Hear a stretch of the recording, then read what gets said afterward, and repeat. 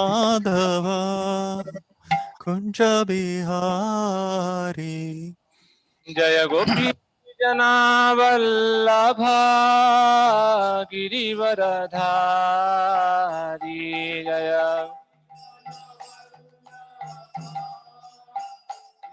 Radhari Yashodanandana Braja Janaranjana Yashodanandana Vraja Janaranjana Yashodanandana Braja Janaranjana Yashodanandana Vraja Janaranjana Yashodanatira Vanachari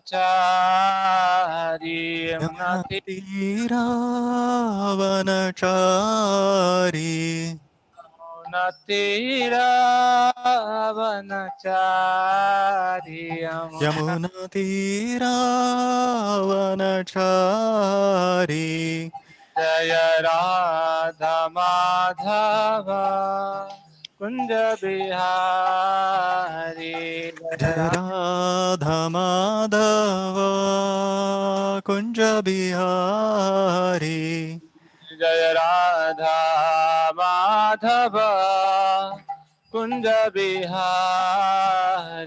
Jaya Jai Radha Radha Madhava Kunja Bihari Hare Krishna Hare Krishna Krishna Krishna Hare Hare Hare Rama Hare Rama Rama Rama Hare Hare Hare Hare Krishna Hare Krishna Krishna Krishna Hare Hare Hare Rama Hare Rama Rama Rama Hare Hare Jaya Prabhupada Jaya Prabhupada Prabhupada Jaya Prabhupada Jaya Prabhupada Jaya Prabhupada Jaya Prabhupada Jaya Prabhupada Jaya Prabhupada Jai Om Namo Bhagavate Vasudevaya Om Namo Bhagavate Vasudevaya Om Namo Bhagavate Vasudevaya Om Namo Bhagavate Vasudevaya Narayanam Namaskritya Naram Chaiva Narottamam Devim Saraswatim Vyasam Tato Jayamudirayet Nashtaprayeshu Abhadreshu Nityam Bhagavata Sevaya Bhagavate Ruttama Shloke Bhaktir Bhavati Naishtaki Krishnaya Vasudevaya Devaki Nandanaya Cha Nandagopa Kumaraya Govindaya Namo Namaha Hare Krishna. We are reading today from Granthra Srimad Bhagavatam, 5th canto, 5th chapter, verse number 15. Please just give me a minute. Are you all able to see my screen? I hope so. Yes, Prabhu. Thank you, Prabhu. Putramscha Chandrupo Gururvam Malloka Kamo Madanugrahartha Itham Vimanyuranushishya Tatjnan Nayo Karma Sukarma Mudhan Kam Yojayan Manujortam Labheta Nipatayan Nashtadrusham Higarate. Translation and purport. Word for word meanings. Putran, the sons. Cha and Shishyan, the disciples. Cha and Nirupaha, the king. Guruhu, the spiritual master. Va or Mat Loka Kamaha, desiring to go to my abode. Mat Anugraha Arthaha, thinking that to achieve my mercy is the aim of life. Itham, in this manner. Vimanyuhu, free from anger. Anushishyat, should instruct. Atadnyan, bereft of spiritual knowledge. No, not. Yojayet should engage. Karmasu in fruitive activities.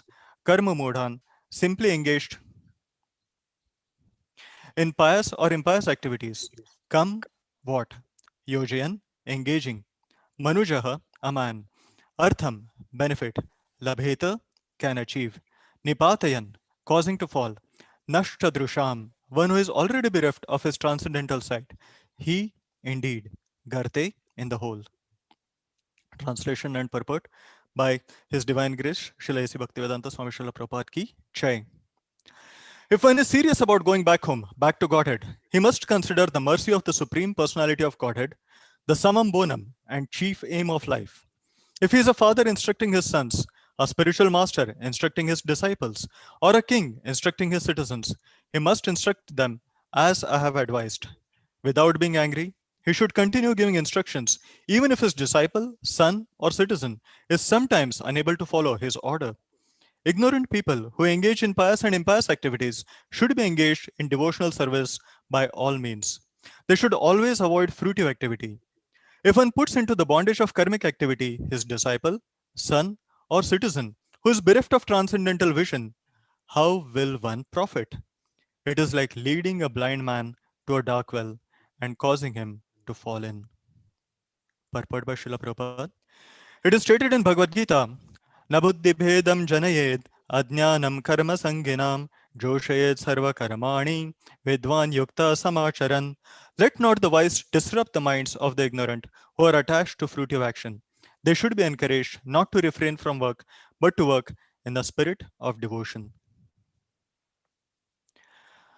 ॐ अज्ञानतिमिरन्धस्य ज्ञानाञ्जनशलाकया चक्षुरुन्मिलितं येन तस्मै श्रीगुरवे नमः श्रीचैतन्यमनोभीष्टं स्थापितं येन भूतले स्वयं रूप कदा मह्यं ददाति स्वपदान्तिकं वन्देऽहं श्रीगुरोः श्रीयुतापदकमलं श्रीगुरून् वैष्णवांश्च श्रीरूपं साग्रजाताम् सहगणा रघुनाथान्वितं तं सजीवं साद्वैतं सावधूतं परिजनसहितं कृष्णचैतन्यदेवं श्रीराधाकृष्णपादान्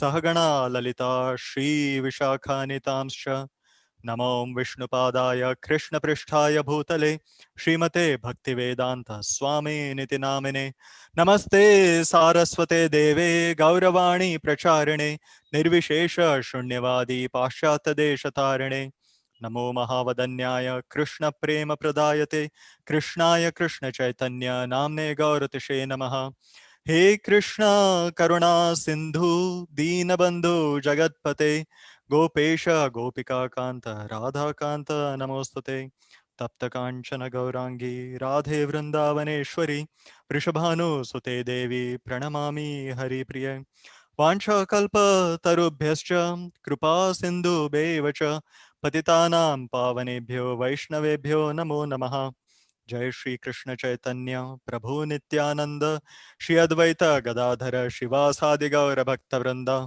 हरे Krishna Krishna Krishna Hare Hare Hare Ram Ram Ram Hare Hare Hare Krishna Krishna Krishna Hare Hare Hare Ram Ram Ram Hare Hare Hare Krishna Krishna Krishna Hare Hare Hare Ram Ram Ram Hare Hare Hare Krishna. I would like to heartily welcome all the devotees for today morning's Srimad Bhagavatam class. Thank you very much for giving me an opportunity to speak something about the Srimad Bhagavatam.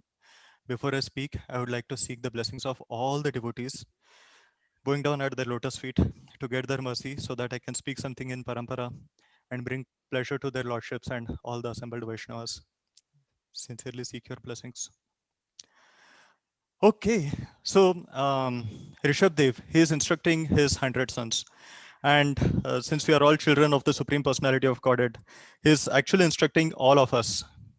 Now, before we start, I would like to ask if we have ever seen a ship which leaves a harbor but does not know where its destination is, what its destination is. Have you ever seen a ship that leaves a harbor like this? We never see. when a ship leaves harbor, always its destination is determined. Where it has to go, that is known. Now, what if the captain of the ship, he's not expert at navigation, he does not know how to navigate? What if they don't know what the destination is? What if they don't know, what if the captain does not know how to navigate? Um, what if the captain is expert at providing all the facilities on the ship, but does not know how to reach their destination? Then the situation of the people on the ship, that is precarious. Here, what Rishabdev is saying is that uh, if we have taken up a leadership position, then we have to understand where we are headed, how to go there, what difficulties can come, and how we have to act properly. So the Vedic scriptures say that human body, human form of life, is like a strong boat. The Vedas are favorable wind, and a spiritual master is an expert captain who can lead us across the ocean of nations, across the ocean of birth, old age, disease, and death. So that is the leadership position. And here, what Rishabdev is asking all of his sons is that they should take up leadership positions, and whoever is in leadership position, they should instruct the people in their care in this manner. So if in every verse of Srimad Bhagavatam, there are unlimited principles. There are unlimited things that can be learned from that particular verse. In this verse, we'll focus on three specific things. Lord Rishabdev is speaking about the goal of life. He is speaking about the means of achieving the goal, and he is speaking about the attitude that the leader should have towards their subordinates. We will focus on these three things as we proceed in our discussion on today's verse. So, what is the goal of life? Goal of life, it depends on what is our answer to the question, who I am. Now, Lord Shri Krishna in the Bhagavad Gita, he in so many ways, right from the beginning of his instructions, he says that you're not the body, you're the spirit soul, you're eternal. And if we look at how nicely Lord Shri Krishna explains the essence of all the conclusion in minimal language, if we see, one of the qualities of Krishna is his eloquence. He is able to give the essence in very small verses. So if we look at in one verse how nicely Lord Krishna has summarized our situation in this material world, what he's saying is, Mamaivamsho jiva loke jiva bhuta sanatana manashasthani indriyani prakriti sthani karshati. The living entities in this conditioned world are my eternal fragmental parts. Due to conditioned life, they are struggling very hard with the six senses, which includes the mind. So Lord Krishna is very clearly saying that he is we are all his eternal parts and parcels. We are all in quality. Krishna is Sachidananda Vigraha in completeness. We are in quality one with the Lord. We are his eternal parts and parcels. In fact, our relationship with the Lord is like what the children have with their parents. So they are inseparable. They are inseparable. It is stated in the scriptures that Lord Shri Krishna is kinder than millions of mothers, and that is the affection that Lord Krishna has for us, and that is our relationship. We are all eternally his fragmental parts. Um, Now, sometimes what happens is many of the grastas will have this experience, right? Sometimes what happens is sometimes a child, in spite of, I mean, he has the most loving parents and all of that, but the child, he wants to go to someone's place. He wants to go to uncle or aunt's place, be there for some time, and he goes very enthusiastically, and he's nicely entertained and all of that. But over a period of time, when the night comes and all, this is especially true of small children. The small children, they just want their parents. They cannot live no matter what facilities are given to them at night and all. They just cry for their parents. They cannot live without they simply cannot live without their parents. So then at night they have to call up the parents, and they have to be taken back. So point is, we are all children of our divine parents, Radha and Krishna, and somehow or the other we have come here to this material world. Now here there can be so many things, but we can never be happy. We can never be satisfied in this material world. And then going back home, back to Godhead, that is the goal of life. And that is what Lord Rishabdev is talking about. That you have to come to my abode. And if one has to come to the abode of Lord Rishabdev, what is the means that one should have for coming to the abode? So we have defined the goal of life. Goal of life, Lord Rishabdev is clearly saying that coming to my kingdom, coming to my abode, that is the goal of life. Now, how should we strive for What are the means that Lord Rishabdev is saying? Throughout this chapter, Lord Rishabdev is giving so many wonderful instructions, which are actually pure devotional service on how we can achieve the highest goal of life and go back home, back to Godhead. Now, here in this particular verse, he is talking about what we should do and what we should not do as well. So, is it possible to go back home, back to Godhead, simply by striving for jnana? Is it possible to go back home, back to Godhead, simply by striving for fruitive activities? Or we need mercy of the Supreme Personality of Godhead? This is very nicely discussed. Is Gyan sufficient? Is Gyan sufficient for going back home, back to Godhead? This comes very nicely. This is discussed very nicely in the life of Srila Sarvabhauma Bhattacharya. So Sarvabhauma Bhattacharya, he was the greatest Gyani of his time. He had studied in Mithila. He had studied all the scriptures in Nyaya, in Vedanta. He was extremely learned. In fact, he was so learned that the books that were not available in Navadip, he went to Mithila, he studied them, came to Navadip and rewrote all of those books and started his schools over there. He was so learned, so famous for his scholarship that Maharaj Pratap Rudra, he personally invited him to come and join his court as Raj Pandit. He was appointed as the chief scholar in Maharaj Pratap Rudra's court. And even big sannyasis, many learned Vedantis, they would come and they would take instructions from Sarvabhauma Bhattacharya. When Chaitanya Mahaprabhu came to when Chaitanya Mahaprabhu came to Jagannath Puri, immediately upon seeing Lord Jagannath, he fainted. He went into complete ecstasy. He went into complete ecstasy and he lost external consciousness. And he was taken to the house of Sarvabhauma Bhattacharya. After some time, the devotees came and they were delighted to see the devotees, Nityananda Prabhu and all who were following Chaitanya Mahaprabhu from behind. They were delighted to see Chaitanya Mahaprabhu. And after Chaitanya Mahaprabhu was awakened, he came back. Sarvabhauma started inquiring from him, where are you from? Who are you? All of that. And Sarvabhauma Bhattacharya was very happy to know that Sarvabhauma Bhattacharya's father and Chaitanya Mahaprabhu's grandfather, they were very close friends. So Sarvabhauma Bhattacharya was so happy to see Lord Chaitanya Mahaprabhu. And he felt that out of fatherly affection, he felt that he has to protect Chaitanya Mahaprabhu from the influence of Maya. From he is a young sannyasi, how is he going to look after himself? How is he going to how will he live? How will he maintain his vows as a sannyasi? So he wanted to instruct Chaitanya Mahaprabhu. He said, "I will instruct you in Vedanta," and Chaitanya Mahaprabhu immediately agreed. Chaitanya Mahaprabhu agreed. But Gopinath Acharya, after this discussion, he went to Sarvabhauma Bhattacharya and he said, "What are you saying? Huh? You are talking about initiating him in a higher sampradaya, and Chaitanya Mahaprabhu is completely transcendental. He is the supreme personality of Godhead. He has got nothing to do with this formula, with this formalities." But Sarvabhauma Bhattacharya, he was not able to understand that he is the supreme personality of Godhead. He was not able to identify at all. So my point is that even if one is a Gyani as great as Sarvabhauma Bhattacharya, unless and until one gets the mercy of the Lord, it is not possible to even understand who is the supreme personality of Godhead. What to speak about going back home, back to Godhead and other things. At least the very first step is we have to understand who the supreme personality of Godhead is. So Gopinath Acharya at that time, he gives such wonderful verses that are there in Chaitanya Charitamrita. अनुमान प्रमाण नाहे ईश्वर तत्व ज्ञाने कृपा विना ईश्वरेर केह नाही जाने ईश्वरेर कृपालेश हयते जहारे सेत ईश्वर तत्व जानी बारे पारे. If one receives but a tiny bit of the Lord's favor by dint of devotional service, then he can understand the nature of the Supreme Personality of Godhead. Without, without a tiny bit of mercy of the Supreme Personality of Godhead or of his pure devotee, it is simply not possible to even understand who the Supreme Personality of Godhead is. This comes in the Srimad Bhagavatam as well. Athapite deva padambushadvaya prasadaleshanugrahita eva hi janati tattvan bhagavam nam mahimno na chanya ekopi chiram vichanvan. My Lord, if one is favored by even a slight trace of mercy of your lotus feet, he can understand the greatness of your personality.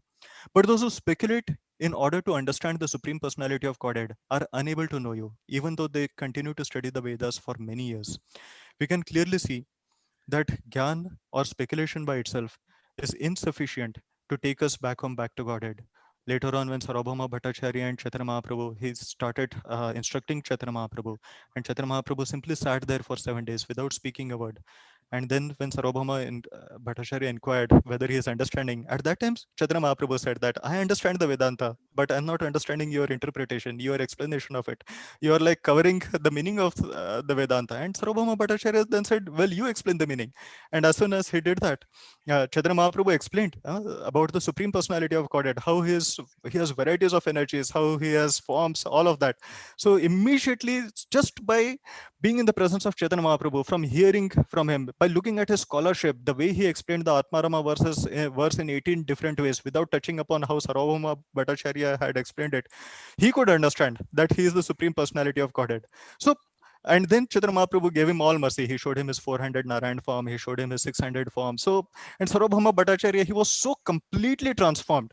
He was so completely transformed that after that time, he did not even want to hear the word mukti. He simply wanted to hear about bhakti.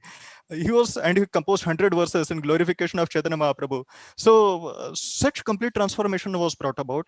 Point is, it is not possible by Gyan. It is only possible by the mercy of the Supreme Personality of Godhead. So when we render devotional service, whatever services we render, the purpose of that is actually to invoke the blessings. It is to invoke the mercy of the Supreme Personality of Godhead, because that is the only way to understand him. Bhaktya mam abhijanati. Bhakti is the only way to understand Lord Shri Krishna. Without that, it is simply not possible. So yes, so Gyan is insufficient. Impersonal speculation is insufficient for going back to Godhead. Then what is the means? Sorry.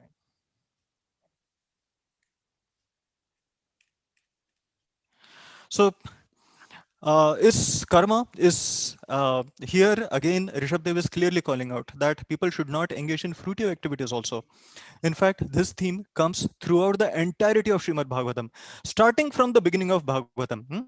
Dharma prochita kaitavotra paramo nirmat saranam satam. Giving up all kinds of cheating religion. Bhagavatam calls all kinds of fruitive activities. What is a fruitive activity? Fruitive activity means I perform some activity thinking that I will enjoy the fruits. I'll enjoy the material fruits. I'll enjoy the fruits. So that is the whole mentality, and that is what Bhagavatam rejects from the very beginning. It rejects it from the beginning. Then Narada gives instructions to Vyasadeva that you have to exclusively glorify the Supreme Personality of Godhead. That is the only thing that will give satisfaction to all the living entities. And then we hear the story of Pandavas, how they themselves were completely detached. They were only acting on behalf of the Supreme Personality of Godhead for his glorification. And throughout the entirety of Bhagavatam, we see that there is rejection of fruitive mentality, rejection of fruitive activities, and complete focus on exclusive devotional service. And now we have come to Rishabdev, where again Rishabdev is again emphasizing the same things. Question is, what are the problems with fruitive activities? Why are fruitive activities condemned? So there are multiple reasons, but some of the reasons that we can discuss is the results of fruitive activities are temporary. No matter what results one gets from fruitive activities, they are temporary. So what are the results? One can get a good birth, a lot of wealth, uh, uh, birth in the heavenly planets, all of that. But all of these results are temporary. Even if even if somebody goes to the higher planetary systems, the stay over there is not eternal. Lord Krishna says that Kshine punyam artha lokam vishanti.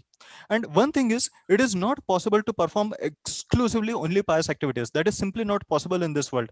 Our activities will always be tainted with something good and something bad, which is why we will always have we will always remain caught up in the results of our fruitive activities. We will never be able to get out, because at all times we are performing some pious and some impious activities, and they are going to produce more and more reactions. And this, because of this chain reaction, it will simply not be possible to get out of this whole cycle. The results are temporary.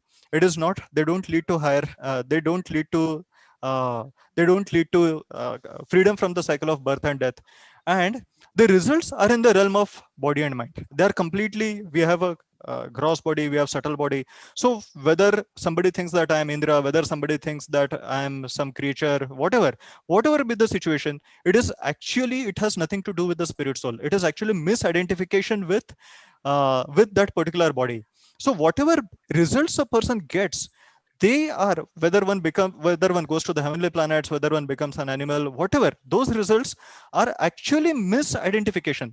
The spirit, they have nothing to do with the spirit soul, and the needs of the spirit soul are not met. What the spirit soul needs uh, are loving is a loving relationship. What the spirit soul needs is loving relationship with Krishna, and those needs are completely unmet.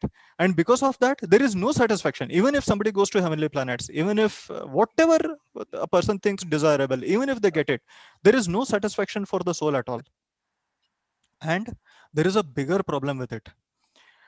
The whole mentality, even if it is centered, even if it is, even if we want enjoyment for ourselves, and even if we are pious and we are doing it, we are performing religious activities for getting that, the whole mentality is what I can take from Krishna, what I can get for my own satisfaction from Krishna. That is the whole mindset.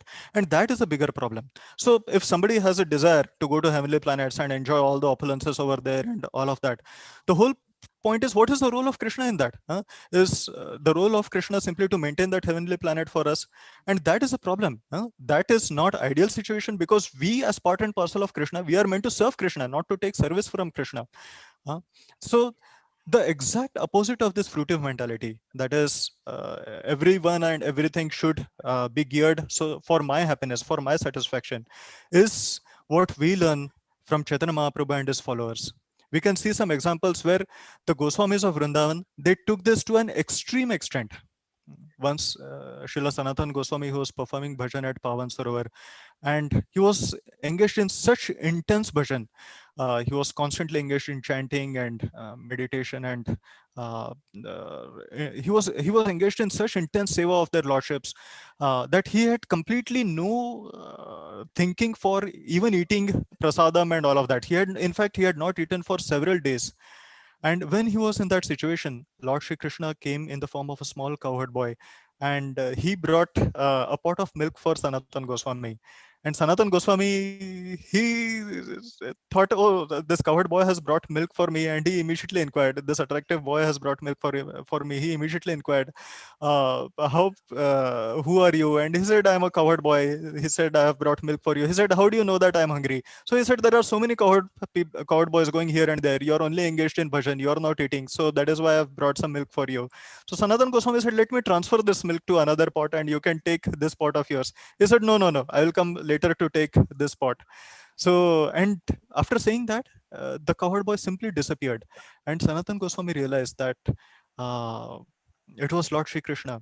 And he felt that I did not do the right thing. Krishna had to come and provide milk for me. Krishna had to personally come and provide milk for me. So I did not do the right thing. So from that time, Sanatan Goswami started the system of Madhukari, that he will go and beg from some houses for meeting his basic needs. So we see that even for meeting the basic needs, the Goswamis, they did not want to take service from Lord Shri Krishna. Another example comes Sanatan Goswami on his parikrama of Govardhan Hill. He used to go to Radhakund, and there he would see Raghunath Das Goswami. And Raghunath Das Goswami, he himself was engaged in such intense bhajan, such intense chanting of Hare Krishna Mahamantra, offering dandavats. One particular day, he was sitting on the banks of Radhakund and engaged in chanting Hare Krishna Mahamantra, begging for service. And here, two tigers, a pair of tigers had come to Radhakund to drink that water. And when Sanatan Goswami went there, he saw that a pair of tigers had come. And Krishna was standing between the tigers and Raghunath Das Goswami to protect Raghunath Das Goswami, just in case the tigers were to attack, out of intense love and affection for Raghunath Das Goswami. This was one instance. Then on another instance, Sanatan Goswami again came to Radhakund, and he saw that Raghunath Das Goswami was engaged in intense bhajan in the midday sun, under the midday sun, and he was completely absorbed in his bhajan. But Srimati Radharani had come, and with her veil, she was covering Raghunath Das Goswami, and she was sweating profusely. But Raghunath Das Goswami was not aware of this at all. He was simply engaged in his chanting of the Hare Krishna Mahamantra, Hare Krishna, Krishna Krishna, Hare Hare, Hare Ram, Ram, Hare Hare. And Sanatan Goswami, he went to Raghunath Das Goswami and he said that our purpose in chanting Hare Krishna Mahamantra is to ask for service, and you are taking service from the divine couple. So he said, you should construct a bhajan kutir for yourself. And from that time, Raghunathas Goswami, he constructed a bhajan kutir, and then the Goswamis, they started building bhajan kutirs. So point is, even for meeting the bare necessities of life, the Goswamis felt I should not be taking service from Krishna. Now, um, Goswamis, what the Goswamis could do, that we cannot imitate. We are not on that platform. So, what about the common people? What about the common people? Because we are coming from varieties of backgrounds, from varieties of conditionings, and it is not possible for everyone to immediately take to the highest realm of Krishna consciousness, highest standard of Krishna consciousness. It is not possible for people. So, what has to be done for them? There Lord Rishabdev is saying that we have to engage them in a varieties of activities. See, it is natural for a person to engage. A soul can never be inactive. It is the nature of the soul to be always active. Soul is Sachidananda, right? He is part and parcel of Krishna. Krishna is never inactive. Krishna is always active, and it is nature of the soul also to always be active in the service of the Lord. Of course, when a soul is covered up, they don't understand what is the purpose of their activities, but it is natural for the soul to be active.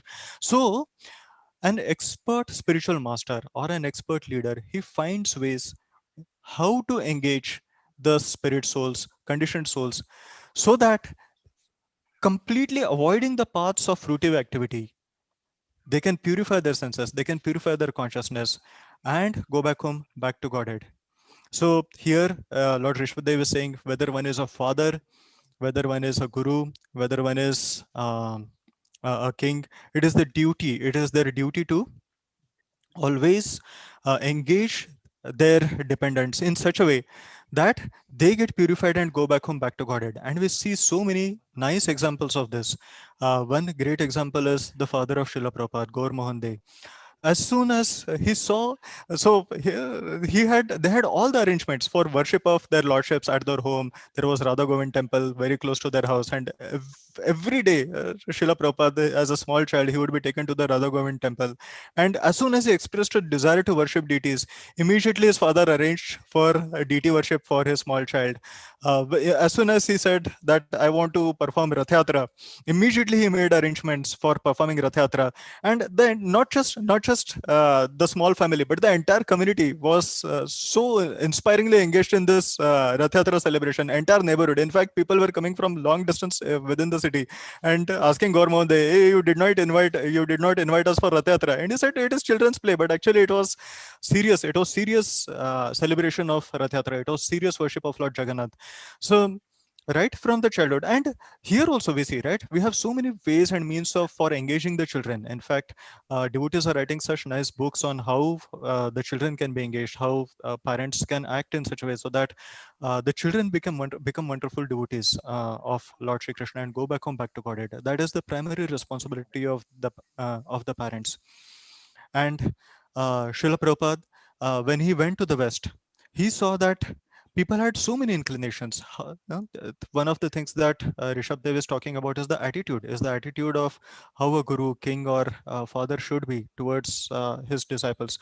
So the people who came to Srila Prabhupada, they were coming from such heavy conditionings, from such varied backgrounds, and Prabhupada, he so expertly engaged all of them, their propensities, their conditionings, whatever there was. He so expertly engaged all of them in the service of the Lord, creating varieties of festivals, engaging them in constructing deities. If somebody is good at English, he would engage them in editing books, in constructing temples, in preaching, in whatever were the inspirations of the devotees. Sham Sundar Prabhu wanted to preach to the Beatles.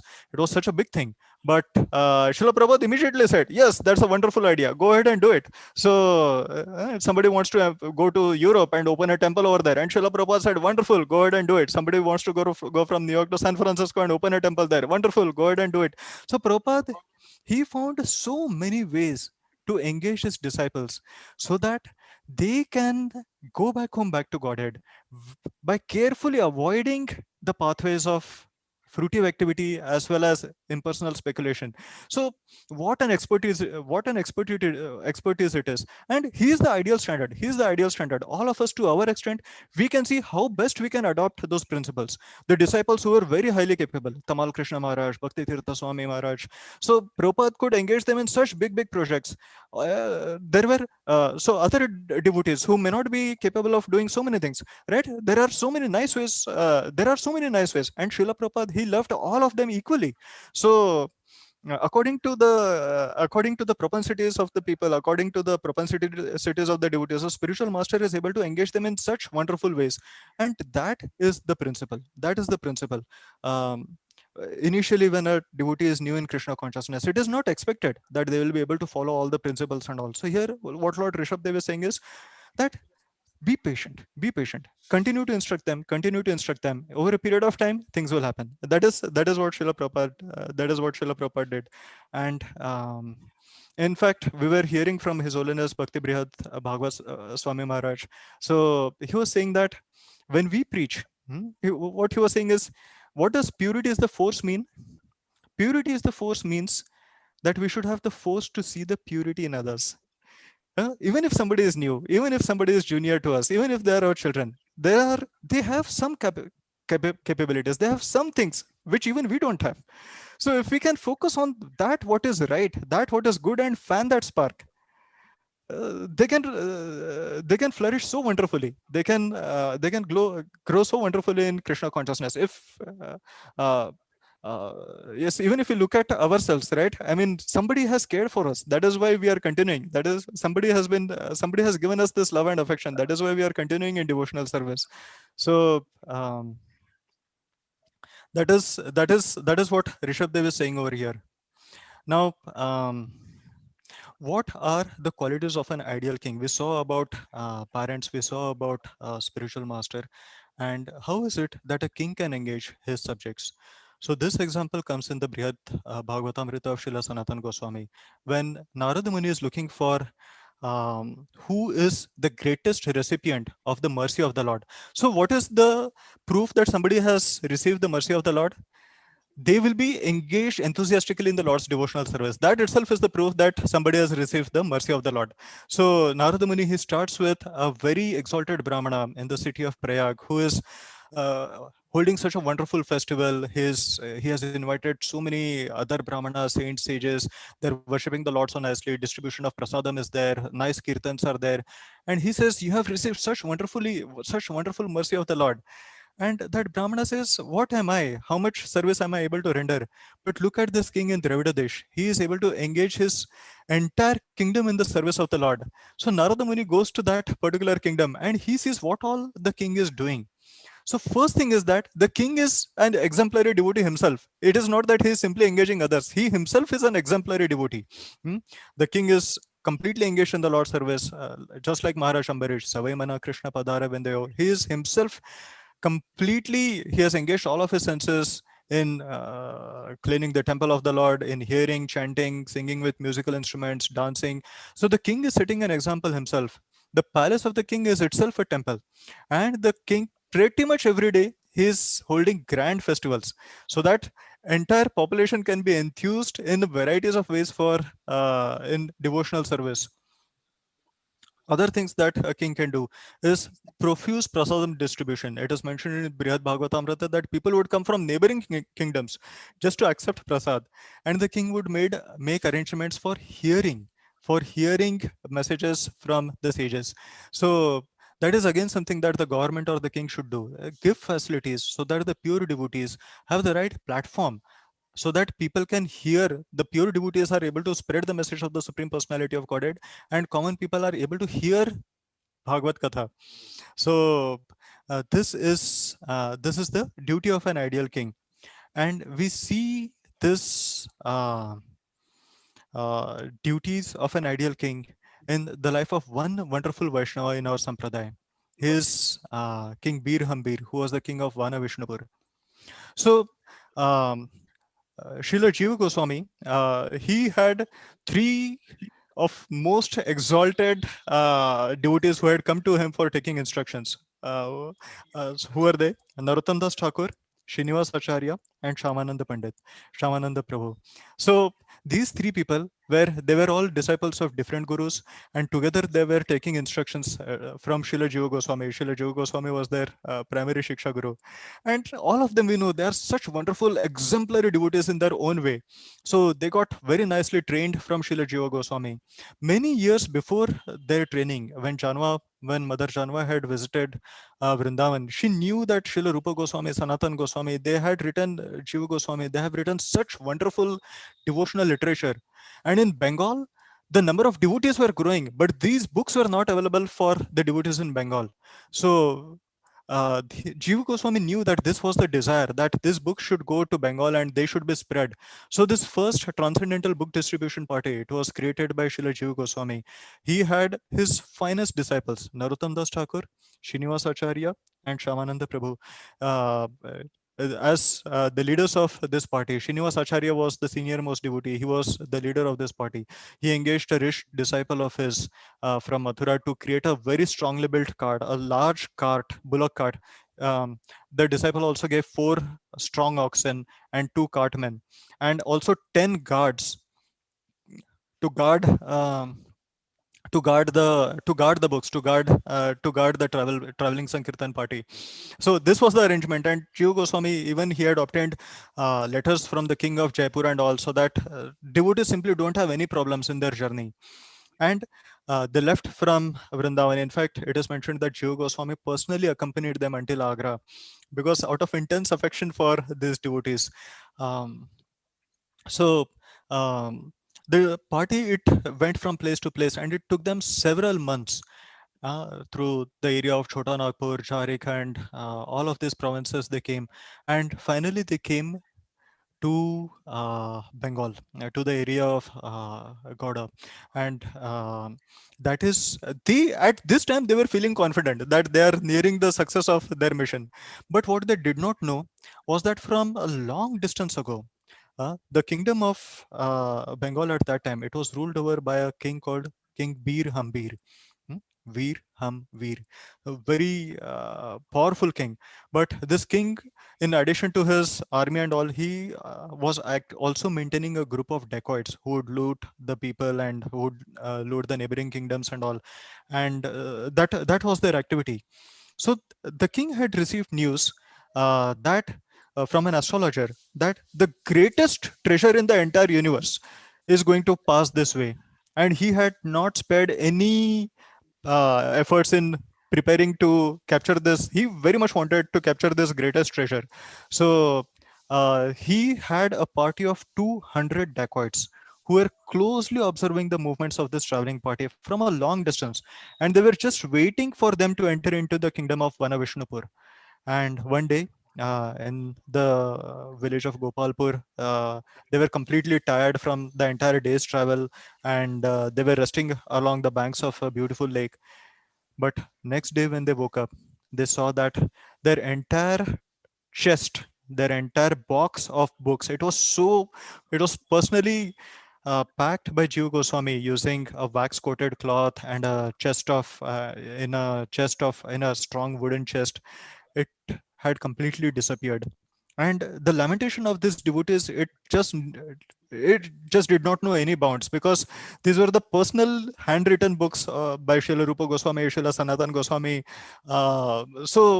They were completely heartbroken. But Srinivas Acharya, being the head of the party, he requested Narottam Das Thakur to proceed towards Bengal and Odisha. Narottam Das Thakur and Shamananda Prabhu to proceed, and he said that I will retrieve the books myself. So he took upon himself. He was staying in that place and he was inquiring from various sources. So, like that, he reached the capital city of King Bir Hambir. And there he stayed at the house of a wonderful Brahmana. He made a friendship with this Brahmana who invited him to stay with him. And very soon he realized what an exalted devotee he is, Srinivas Acharya is. So he started staying there, and he informed that the king Bir Hambir, he has a Bhagavatam reading. He has a Bhagavatam study circle also. So he said, okay, let's go there. So they went there, and the person who was speaking Bhagavatam over there, his name was Vyasacharya. So he was giving his own interpretations. He was giving his own interpretations to Srimad Bhagavatam. So one day, after hearing that, Srinivas Acharya approached him in person. He did not publicly say anything, but he approached him in person and he said that you're not considering the commentaries of previous acharyas while speaking on Srimad Bhagavatam. And he just ignored the speaker of the Bhagavatam. He just ignored him. Next day, again, he went to the court and he started hearing Srimad Bhagavatam. And there again, he started speaking in his own completely different deviant ways, and Srinivas Acharya, he could not control himself. He said to him, my dear sir, what you're speaking, that is not appropriate. This is not in line with the commentaries of the acharyas. And the king of Vanavishnupur, Bir Hambir, he himself was listening to this discussion, and the speaker of Bhagavatam, he was so offended by that. He said, oh, you think you are a bigger scholar? Why don't you sit here and you speak Bhagavatam in my place? So Srinivas Acharya, he immediately occupied that seat and he started discussing on Srimad Bhagavatam. The way he was simply reciting the verses, and the tunes in which he was reciting, the wonderful explanations that he was giving on Srimad Bhagavatam, people had never heard anything like that. And it was so satisfying to the soul. It was so satisfying to the king. It was so satisfying to all the people who were listening to that wonderful discussion that several hours passed, and everyone, they simply wanted to fall at the feet of Srinivas Acharya and take blessings from him. The king personally invited him to stay in his own palace. In fact, he gave him a room right next to his own. And that night, the king could not sleep because all the time, in a most pure state, Srinivas Acharya was constantly chanting the pure holy names, Hare Krishna Mahamantra, Hare Krishna, Hare Krishna, Krishna Krishna, Hare Hare, Hare Ram, Ram Ram, Hare Hare. And by hearing this Mahamantra throughout the night from the pure devotee, the heart of King Bir Hambir was completely transformed. Next day, he simply surrendered at the lotus feet of Srinivas Acharya. He said, you please accept me as your disciple. And he said that my entire kingdom is at your disposal. My entire kingdom is, you tell me what I should do, and I will be willing to do what you want.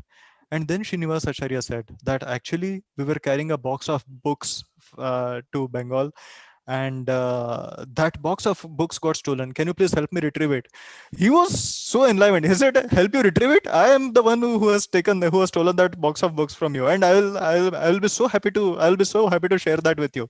So he immediately took Srinivas Acharya to where those books were, and Srinivas Acharya, he immediately called for chandan, flowers, incense, tulsi. He worshipped the transcendental literature in front of King Birhambir. And seeing this whole thing, King Bir Hambir, he was so transformed. He wanted to take initiation from Srinivas Acharya. So Srinivas Acharya, he gave him the initiation. In fact, his entire family, then even the people that who stayed with him, whom he was staying with, even Vyasacharya, so all of them became the disciples of Srinivas Acharya. And then it is mentioned how King Bir Hambiri transformed the entire kingdom into a Vaishnava kingdom. So King Bir Hambir had so many temples constructed within his kingdom, and later on his descendants, Gopal Singh, Chaitanya Singh, they spread Chaitanya Vaishnavism to far corners. I mean, it was mostly a tribal place. So they had the temples of Lord Chaitanya and Lord Vishnu constructed in remote tribal areas, and the preaching spread everywhere. Immediately, animal sacrifices were banned. Um, the king had made it compulsory for everyone to chant the Hare Krishna Mahamantra. So everyone in the kingdom, they had to compulsorily chant Hare Krishna Mahamantra. Now somebody may think, oh, isn't this oppressive? But the people who studied, the biographers who have studied, they said that the people were actually so happy. They were so happy to live in this kingdom. You see, they said that all the people, they were first class gentlemen. They were extremely courteous. They were extremely well behaved, and whole kingdom practically got transformed into Vaikuntha, and it continued for several hundred years. So this is the effect of one great king spreading Krishna consciousness within his kingdom. So we can see what wonderful effect we can have, right? How wonderfully the society can be transformed if everyone, as Chaitanya Mahaprabhu has instructed, Jara dekho tare kaha Krishna Upadesh, Amar Agya Guru hoye taro e desh. So how wonderfully the entire society can be transformed, and everyone can go back home, back to Godhead, by following these instructions that are spoken by Lord Rishabh Dev. With that, I will stop. if devotees have any corrections, if they would like to share anything, I'll be most happy.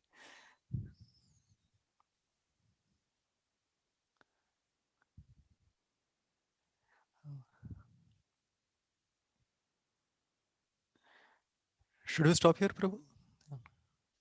Chaitanya Prabhu, Yes, Prabhu. Hare Krishna. Hare Beautiful Krishna, Prabhu. presentation. Dandavat pranams, Prabhu. Dandanath Pranam. So nice it was.